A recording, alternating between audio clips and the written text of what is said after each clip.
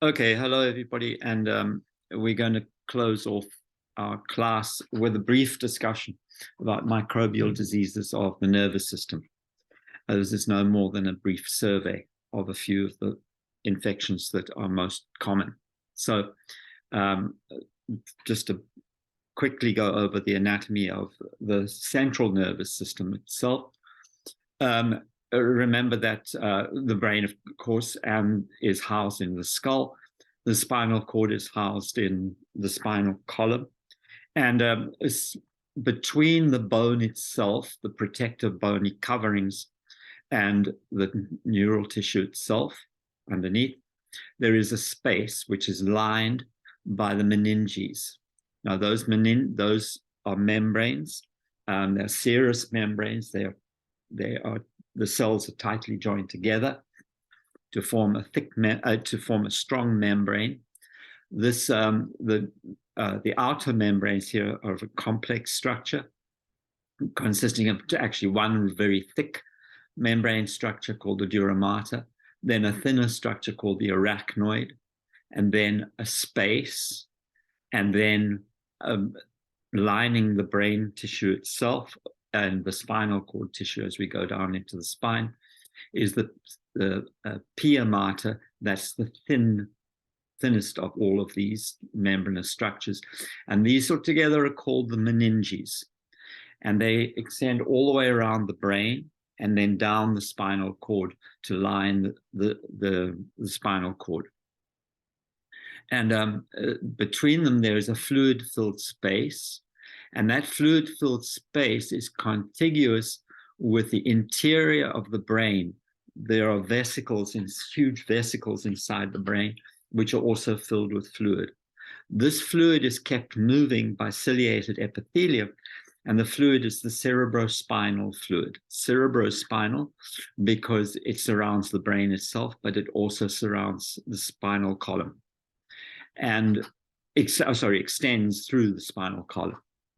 So this fluid is all in circulation. That's an important thing to remember when you consider that if we should get any microorganism into this fluid, it can rapidly be spread around the entire central nervous system. So when these disease processes take place, one of the first things that begins to happen is that these meninges, if you get circulating bacteria or viruses in the cerebrospinal fluid, the immune responses is to produce inflammation in the meninges. And that is called meningitis. Now, meningitis simply means inflammation of the meninges, but it's the result of that is very often that these meninges thicken and they produce much more fluid, and the cerebrospinal fluid increases in volume, in a restricted volume. And that means it begins to exert pressure. One of the very first signs of a meningitis is the onset of headache, and maybe a very, very severe headache. And that is because of this increase in pressure here in the meninges, in between the meninges, in this cerebrospinal fluid. This pressure can become so great that it begins to exert pressure on the brain itself, on the central nervous system itself, and begins to cause damage. And this is often a cause of severe damage to the brain and may actually be fatal. So the meningitis and inflammation of the brain, it is possible for infection to spread across into the neural tissue itself. However, this is not that easy, but bacteria have to possess special pathogenic attributes, special virulence factors in order to do this, because the brain is protected by a blood-brain barrier, which stops the passage of all but essential materials across into the brain. And this blood-brain barrier is very profound and very efficient at protecting the brain from infection. But there are infectious agents which have virulence factors that allow them to go into the brain and cause an encephalitis. An encephalitis is inflammation of the brain central nervous system tissue itself. And in this, there may be a combination of the two. You may have inflammation of the meninges, the meningitis, and encephalitis. That is referred to as meningoencephalitis. So viral meningitis, the inflammation of the meninges because of a viral infection, this is actually quite common. And it, in fact, not usually particularly serious. It often begins as with kind of cold symptoms, a fever, and then a profound headache. And the hallmark of all meningitis attacks, a stiff neck. And clinically, they will try to bend a patient's head forward, and they're unable to do it easily because the neck is stiffened. And this is because the meninges are inflamed and muscles are guarding to prevent stretching of the meninges. So viral meningitis is actually not usually particularly serious. It's self-limiting, about 10 days or so.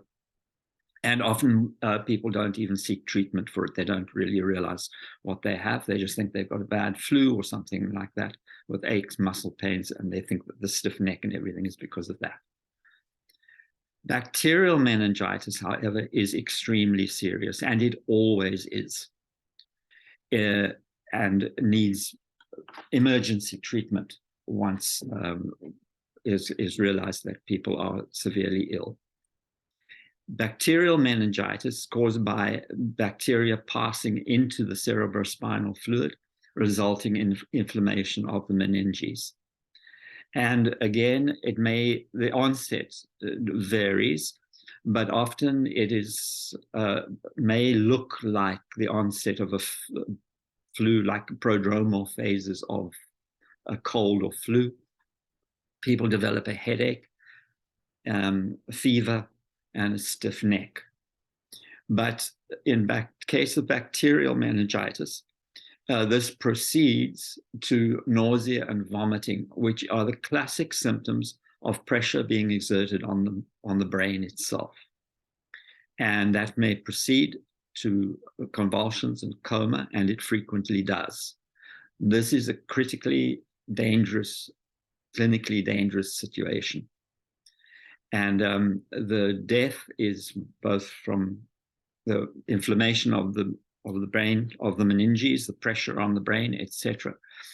But also because this is very often caused by gram-negatives. There may be a gram-negative shock, septic shock. And in the case of gram-positives, they may also have a shock situation arising because of cell wall and exotoxin release, as we've discussed before. So the bacterial meningitis is really something which is enormously dangerous. And the commonest cause of bacterial meningitis is this organism, which we've heard about several times before, and the genus we've heard about before. And this is Neisseria meningitidis.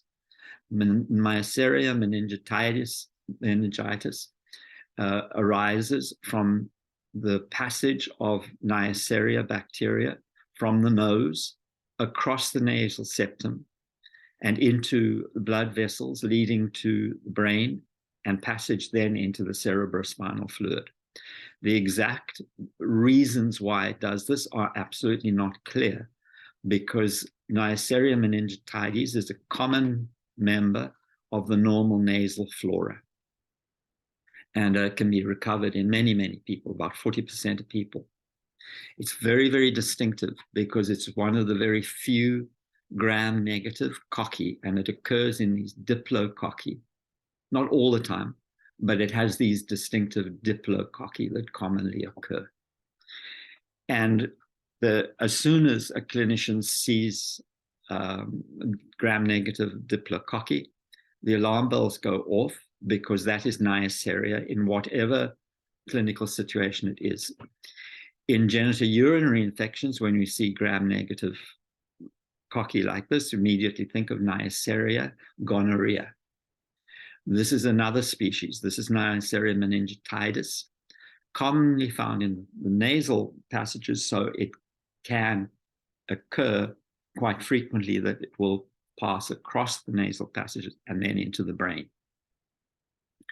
It has a very high mortality rate, especially if it's not treated. It can be treated with antibiotics, but even then, it has about 9 to 12% mortality. That is very high.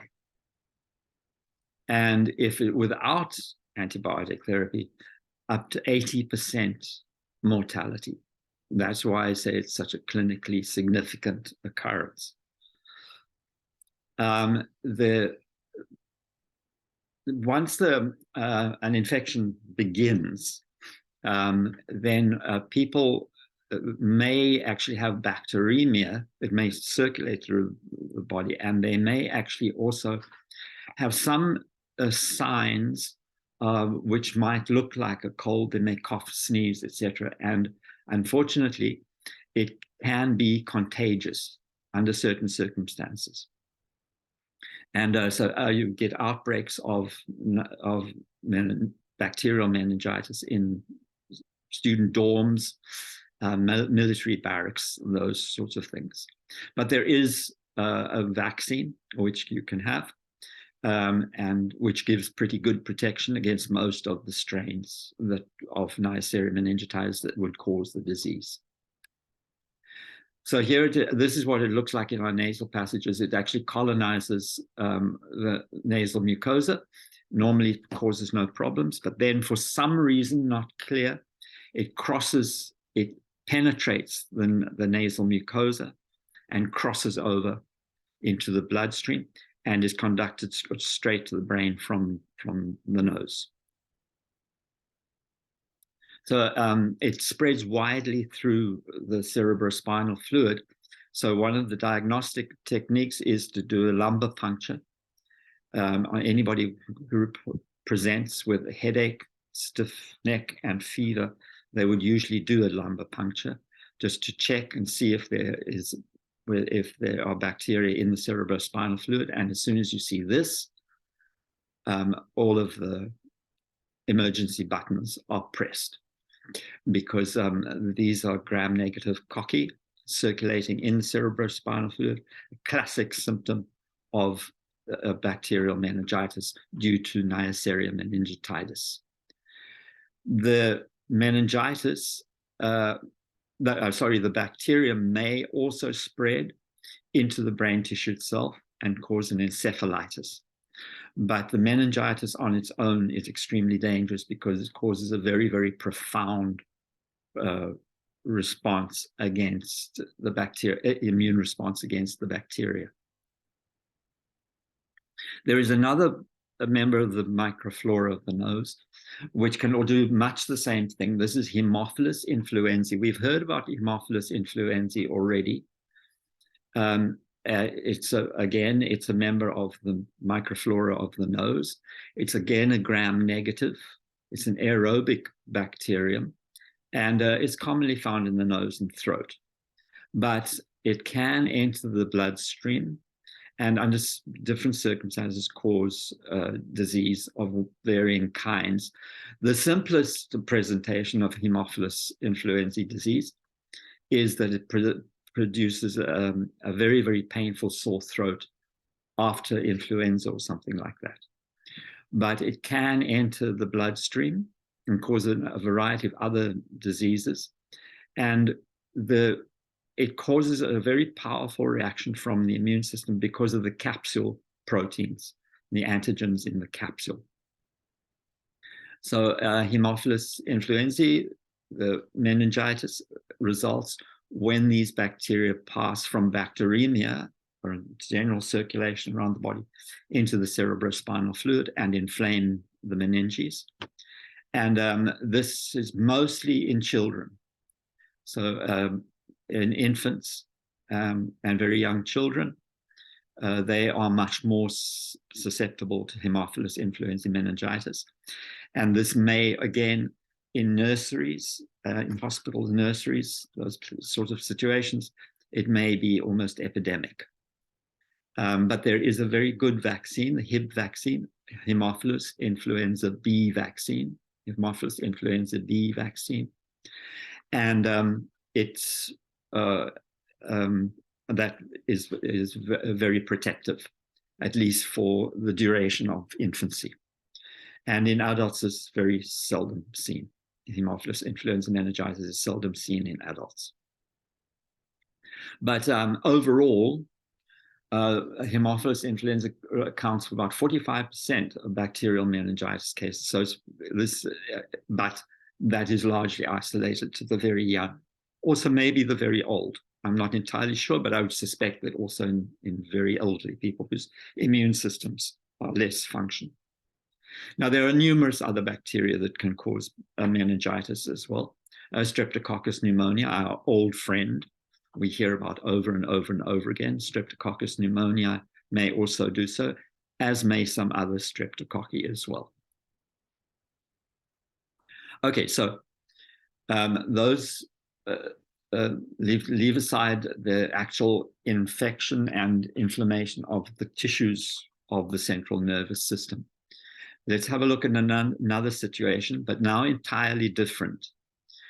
And this is the impact of toxins which are released by bacteria, not the bacteria themselves, but toxins released by them as exotoxins.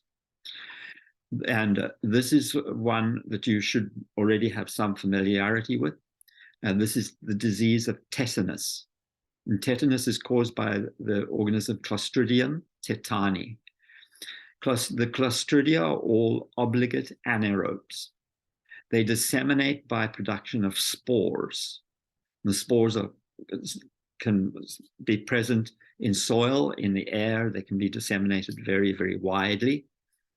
And they themselves have no metabolism at all, so they are not subject to damage from oxygen. But vegetative cells, actively growing and reproducing cells, have no resistance to the damage caused by oxygen. So they are limited to anaerobic conditions. But there are many anaerobic conditions. And deep within our tissues, for example, we have very, very low oxygen content because all of the oxygen is bound to hemoglobin. We tend to think of our tissues as being saturated with oxygen, but they aren't. Most of the oxygen is bound very tightly to hemoglobin and is only released directly into the cells. So it is easy for anaerobic bacteria to find anaerobic habitats within our body, and they do so. Clostridium tetani in human beings and in animals, in mammals, tends to reproduce within deep wounds, but those wounds may be extremely small, and the infection itself may be very, very small. There may only be a single focus of infection, but that is enough to cause disease because Clostridium tetani releases an extremely powerful neurotoxin, which goes into circulation in the body fluids, and it causes a paralysis. It actually blocks the relaxation pathways in the muscles. And so when you think about it, if you contract a muscle, to get that muscle to lengthen again, what you have to do is you actually have to relax the muscle, stop the contraction, and then contract the opposing muscle so that you stretch the muscle out. If you contract your biceps, you relax it, and you contract your triceps to stretch the biceps out again. This exotoxin of Clostridium tetani stops that relaxation process. The muscle goes into permanent contraction, into permanent spasm. And this is a competitive inhibitor on receptors on the muscles at the neural junctions. And the muscle just goes into permanent spasm, but all your muscles do. So, for example, opposing muscles both go into contraction. All the muscles down the spine that regulate the movement of the vertebrae, they all go into spasm. And it ends up that people die from spasms of the respiratory muscles and the ribs as well, and often from spinal fractures. And this is a terrible, terrible way to die. This is a famous illustration of a soldier who had been wounded, probably a minor wound in battle, and had acquired tetanus. And this is the typical tetanus spasm, as all of the muscles of the body contract and the body arches into this, it's called a tetanic spasm. And that is how the spine, for example, ends up being crushed by the muscles themselves. So tetanus, remembering that the bacterium itself, without this virulence factor, without this exotoxin, is itself relatively easily dealt with by the immune system. So if we take away its ability to damage us with the toxin, the body often is able to deal with it. If the focus of infection can be found, then it is often treated by debridement, that is by scraping out the wound, cleaning the wound, getting it as free of the bacterium as possible. But if you can neutralize the toxin, then the person will recover.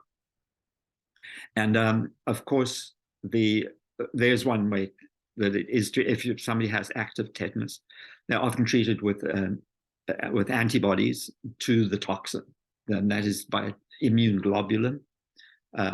This is a solution of antibodies specific to the toxin, which neutralize it.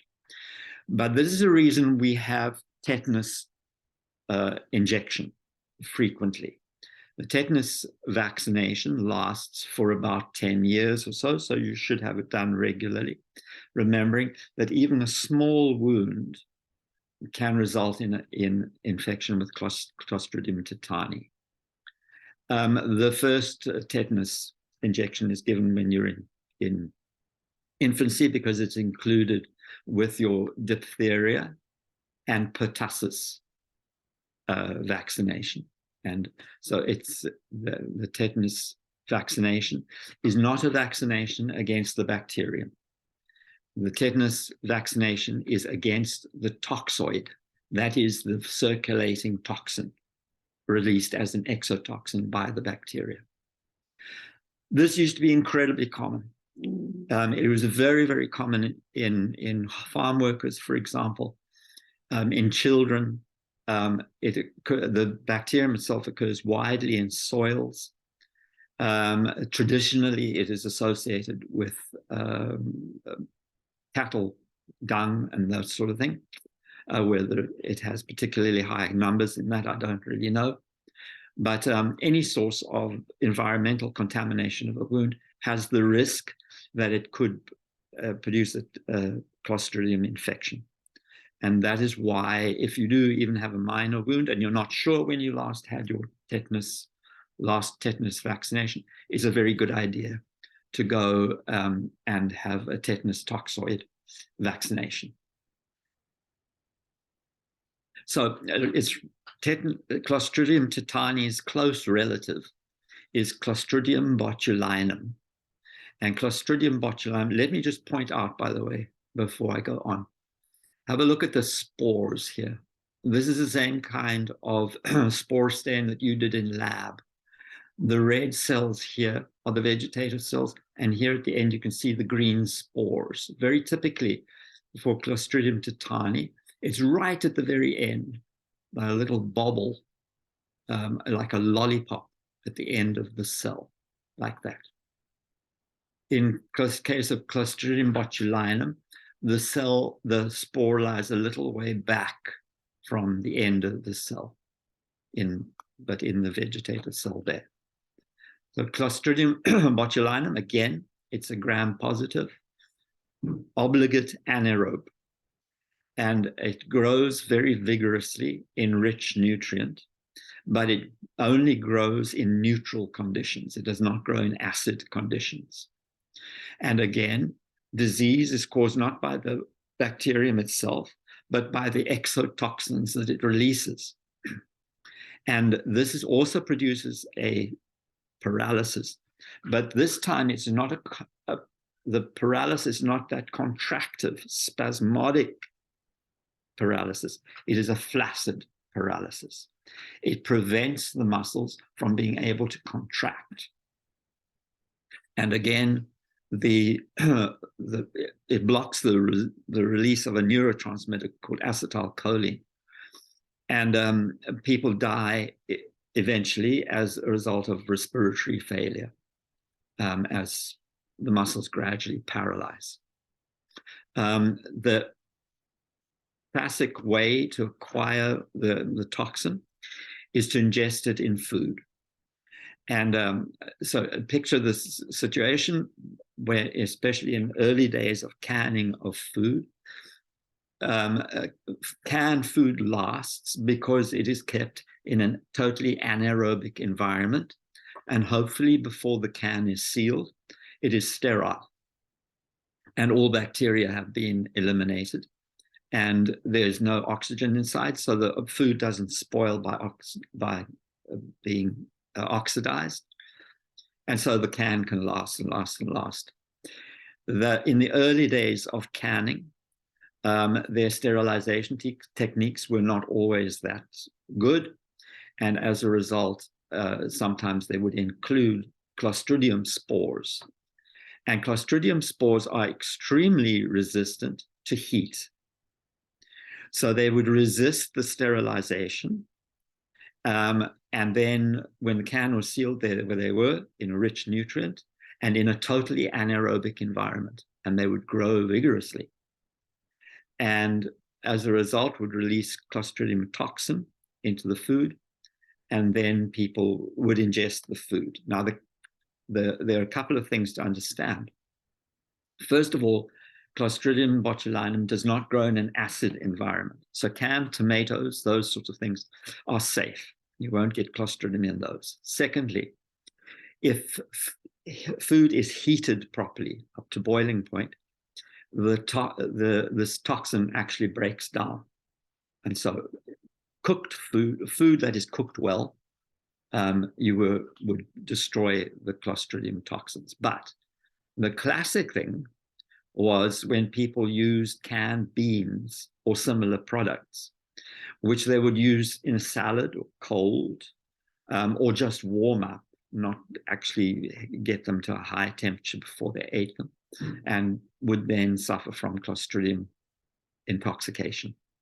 And here's a famous case of a family of 1, 2, 3, 4, 5, 6, 7, 8, 9, 10 members of a single family who ate the same meal and all ended up dying of Clostridium poisoning. This actually used to be quite, I wouldn't say it was common, but it occurred regularly until canning techniques were improved. But I will tell you that I discovered a can in my own cupboard the other day, which was probably infected with Clostridium botulinum. It was a can of lychees. And the reason I suspected it was infected with Clostridium was that if you leave a can which is infected with Clostridium botulinum for a long time, Clostridium botulinum produces gases as a result of fermentation of the sugars. And the can will actually bloat. You will see that the can, the top and the bottom actually start bulging. And this is a classic sign of spoilage by Clostridium. So nowadays, Clostridium botulinum intoxication is very, very uncommon. But I tell you, the one place it does occur is in home canning. And this is almost the sole source of, in adults, This is almost the sole source of botulinum toxin intoxication in modern times. So if you do your own home canning, you have to be extremely, extremely careful that you heat up the whatever you're canning to sufficiently high temperature before you close it off, and make the interior, let it cool and become anaerobic inside. There is one instance, however, where Clostridium botulinum intoxication does still occur, and that is in infants. And this is the cause of what is called floppy baby syndrome. And this occurs particularly when people feed their children honey. For some reason or another, botulinum spores tend to accumulate in honey. In adults, it makes no difference to us. We can use it quite easily. The reason is we have a rich, diverse microflora in our gut, and that microflora does not offer the Clostridium botulinum any opportunity to proliferate in our guts. However, in infants, they do not have a complete microflora, and the Clostridium botulinum spores are able to germinate in their intestines, find a hidey hole where they can be anaerobic, and they release their toxin, and this results in the infant becoming paralyzed. But again, this is treatable, and it is usually treated with immunoglobulins and antibiotic, whatever. If it is treated quickly, then there can be a successful outcome. Clostridium botulinum and other Clostridia can also cause problems in wounds. And in this case, they can produce a gangrene. The Clostridium botulinum that can produce the same kind of intoxication by growing in a wound, but there is another Clostridium called Clostridium perfringens, which causes a gangrene, and it's referred to as gas gangrene because the Clostridia produce abundant amounts of gas, and this is one of the symptoms of gas gangrene. So in addition, we have ways of supporting respiration, etc., etc. So botulinum toxin intoxication nowadays has a much lower mortality rate than it used to. It's still a very serious situation, but it has a much lower mortality rate than it used to have. The last disease that I'm going to mention, you may be surprised to learn, is actually a disease of the nervous system. And this is the disease of leprosy. It is more properly referred to as Hansen's disease. And Hansen's disease is caused by a mycobacterium. Now, where did we hear about mycobacteria before? We heard about them as the causative agent of tuberculosis. Mycobacterium tuberculosis is the causative agent of tuberculosis. The two species share some similarities, particularly in the way in which they interact with the cells of the host and of the immune system. Again, this is a mycobacterium. We can't do a Gram stain on it. We have to do an acid-fast technique to identify it within the tissues. And when you do so, this is what it looks like. These are the body tissues here. And these here are the typical red rods of an acid-fast bacterium. It is extremely slow growing, so is Mycobacterium tuberculosis. And it tends to grow best, at least initially, it will grow best in peripheral tissues because it likes a lower temperature. It grows best, its optimum is at about 30 degrees Celsius. And it will actually, what happens is that it again gets ingested by macrophages, but survives in the macrophages and breeds in macrophages and then bursts out and will invade the myelin sheath of nerves and destroy the myelin sheath and the functioning of the nerve.